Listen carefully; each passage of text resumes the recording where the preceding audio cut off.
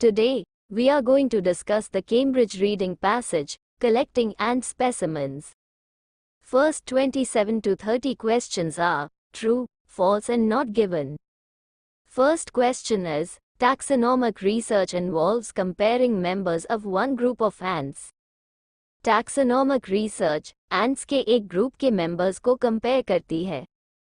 Let's see in the paragraph, for taxonomy, or classification, long series, from a single nest, which contain all castes, workers including majors and minors, and if present, queens and males are desirable to allow the determination of variation within species.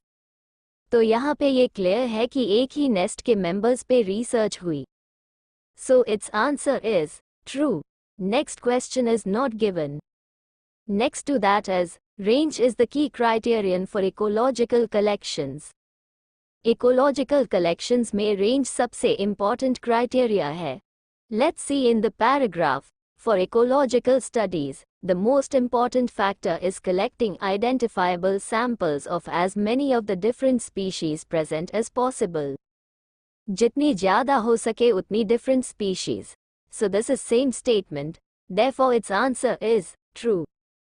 Next question is, a single collection of ants can generally be used for both taxonomic and ecological purposes. Ants की single collection आमतौर पे taxonomic and ecological purposes दोनों के लिए use की जा सकती है. Let's see in the paragraph. The taxonomist sometimes overlooks whole species in favor of those groups currently under study, while the ecologist often collects only a limited number of species of each species, thus reducing their value for taxonomic investigations. Ecologists हर एक species की limited number of specimens collect करते हैं जिस वजह से taxonomy investigation में इसकी value कम हो जाती है. तो ये दोनों statements opposites है, इसलिए इसका आंसर होगा false. Next 31 to 36 questions are to classify the statements according to given groups. First question is, it is preferable to take specimens from groups of ants. ये ants के groups से specimens लेना prefer करते हैं. Its answer is a hand collecting. Let's see in the paragraph. Hand collecting consists of searching for ants everywhere they are likely to occur. This includes on the ground, under rocks, logs or other objects on the ground, in rotten wood on the ground or on trees, in vegetation, on tree trunks and under bark. When possible, collection should be made from nests or foraging columns and at least 20 to 25 individuals collected. Next question is, it is particularly effective for wet habitats. ज़्यादातर ये गीली जगहों पर effective होते हैं. Its answer is C. Sampling ground litter. Let's see in the paragraph. As the leaf litter dries from above, ants and other animals move downward and eventually fall out the bottom and are collected in alcohol placed below the funnel.